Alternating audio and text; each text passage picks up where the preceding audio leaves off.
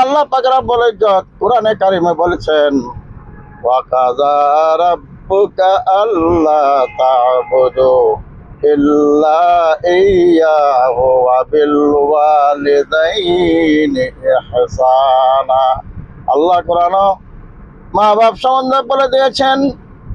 যে মা বাপ তোমাকে বহুত কষ্ট করে তোমাকে লালন পালন করেছে, সেই মা বাবাকে তুমি কষ্ট দিও না।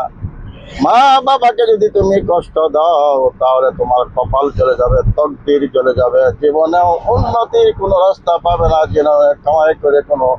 বরকত পাবে না। মাকে যদি অসম্মানী করো, মাকে যদি কষ্ট দাও, বাবাকে যদি কষ্ট দাও, যে মা বাবা তোমার জন্য না খেয়ে খাওয়াইছে, না পরিধান করে তোমাকে পরিধান করাইছে,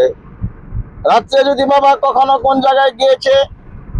গরিব মানুষ সারাদিন কাম করে যখন বাড়ির জন্য সদাই করে নিয়ে বাসায় আসতেছে, কমাস কম তোমার জন্য, তুমি ছোট বাচ্চা, তোমার জন্য কিবা না কিবা একটা নিয়ে আসছে, যে আমার বাচ্চা আছে, সে যাওয়ার সঙ্গে সঙ্গে হাতের দিকে লক্ষ্য করবে, সেই জন্য তোমাকে কিছু বস্তু আনা, তোমাকে সন্তুষ্ট করার জন্য কিছু বস্তু নিয়ে আসছে। আনার পরে বাড়িতে আসে যখন দেখে তুমি ঘুমাইয়া গেছো, ওই বাবা তোমাকে ঘুমোর থেকে জাগিয়েছে, জাগিয়ে যখন তোমাকে ওই বিস্কুট বা কমলা বা আপেল তোমাকে খাওয়াইছে, খাওয়ার